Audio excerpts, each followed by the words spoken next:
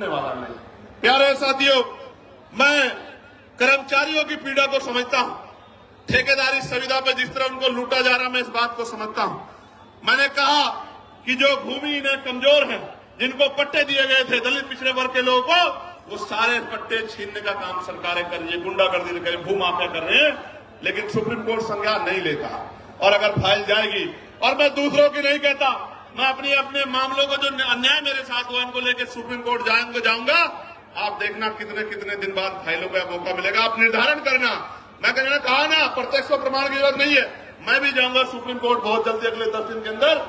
मैं देखूंगा कि हम कमजोरों की पीड़ा को भी इस तरह सुना जाता है क्या, जब सरकार हम पे जुल्म करती है, जब सरकारें हम पे अन्याय करती है, निर्दोष होते हुए जेल भेजने का काम करती है, हम पे रासुका लगाती है, हमारे बच्चों को पीटने का काम करती है, हमारी हड्डियां तोड़ने का काम करती है, हमें करंट लगाने का काम करती है, तो ये सुप्रीम कोर्ट हमारी पीड़ा को भी सुनता नहीं सुनता, मैं जाऊंगा। प्यारे साथियों, आज इस देश में शिक्षा बाजार बन गई है, शिक्षा बाजार बन गई है। गरीब आदमी अपने बच्चों को अच्छी पढ़ाई नहीं दिला सकता, कोई पूछने वाला नहीं है। बच्चे पढ़ेंगे नहीं तो आगे कैसे जाएंगे? और जो चला जाता है वो हिंसा का शिकार हो जाता है, जातीय भेदभाव का शिकार हो जाता है। मैं दूर नहीं जाता, कहते हैं ना कि भाई उदाहरण की जरूरत पड़ती है। मीडिया के साथी यहां हैं, वर्ष 2012 में वर्धमान जो अब सफदरजंग है, महावीर मेडिकल कॉलेज में SC/ST समुदाय के MBBS कर रहे छात्रों को फिजियोलॉजी के लिखित टेस्ट में जाति देखकर जानबूझ के फेल किया गया। आरोप लगे, जांच हुई, और आपको जान के अचरज होगा, छात्रों की शिकायत पे जब दर्ज हुई, सरकार ने एक कमेटी बनाई जिसका नाम था मुंगेकर कमेटी। मुंगेकर कमेटी की जांच में पता लगा कि SC/ST के बच्चे के पेपर पे अंकित जाति देख के चुन के फेल किया गया। तो हमारे मन में सवाल क्यों ना पैदा हो कि हमारे साथ कास्ट बेस्ड डिस्क्रिमिनेशन होता है। और ऐसा ही नहीं, कमेटी की रिपोर्ट पे कोर्ट ने उन छात्रों को मात्र पास ही नहीं किया, दोषियों के खिलाफ 10-10 लाख रुपए का मुआवजा देने के लिए आदेश दिए, दोषियों पे कार्रवाई की। मैं इसलिए आपसे कह रहा हूं कि होता है डिस्क्रिमिनेशन, कास्ट बेस्ड डिस्क्रिमिनेशन होता है, इसीलिए तो हम कह रहे हैं। और हमने थोड़ा ही गाइडलाइन बनाई, हमारी पीड़ा को आपने कहा सुना, सुप्रीम कोर्ट के आदेश को आपने सुन के गाइडलाइन बनाई। मैं धन्यवाद करूंगा कि उन गाइडलाइनों को हमारे पढ़े लिखे लोगों ने पढ़ा।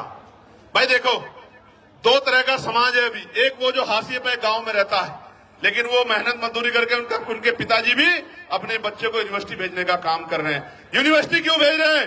कि मेरी गरीबी, बेबसी, लाचारी, परेशानी, बीमारी, तकलीफों को ये मेरा बेटा पढ़ लिख के doctor, engineer, IAS, IPS professor बन के 2 रुपए कमा के सम्मान का जीवन खुद भी जिएगा, मेरी तकलीफों को भी दूर करेगा, मेरे दलिद्र को भी काटेगा। वो बच्चा पढ़ने आता है लेकिन वो उत्पीड़न का शिकार हो जाता है। और ये मैं नहीं कह रहा हूं, ये एजेंसियों की रिपोर्ट कह रही है, इसलिए इस आधार पर गाइडलाइन बनी है। प्यारे साथियों, बातें तो बहुत है कहने को, लेकिन मैं ये कह रहा हूं, ये सच है कि जहां आपकी आवाज नहीं होगी वहां सुनवाई नहीं होगी। इसलिए आपको अपनी आवाज को मजबूत करना पड़ेगा। आज इस आंदोलन का पहला चरण है, आज यहां है, कल राष्ट्रीय अध्यक्ष भीम आर्मी के नेतृत्व में भोपाल में होगा। 9 तारीख को राजस्थान में हुआ था। हम लोग इतनी चैन से नहीं बैठने वाले हैं। हमें जब मुझसे कोई पूछता कि चंद्रशेखर भाई कैसे आए जीत के, तो मैं कहता हूं मैं नहीं आया, मेरे लोगों ने मुझे चुन के भेजा है, क्योंकि आज उनकी आवाज को उठाने वाला कोई भी नहीं है। आज उनके दर्द पे, उनकी दर्द पीड़ा पे बोलने वाला कोई नहीं है। मेरी क्या औकात थी कि मैं आ जाता लोकसभा में? मेरे लोगों ने वोट और नोट देके मुझे चुन के भेजा है। मेरी जिम्मेदारी बैठती है कि अगर उनकी तरफ आंच आए, उनकी तरफ उंगली उठे, तो मैं भी बोलूं और अपने साथ के जागरूक लोगों को भी बोलने के लिए तैयार करूं। इसलिए आज ये आंदोलन हो रहा है। प्यारे साथियों, इस देश में संविधान है, आर्टिकल 25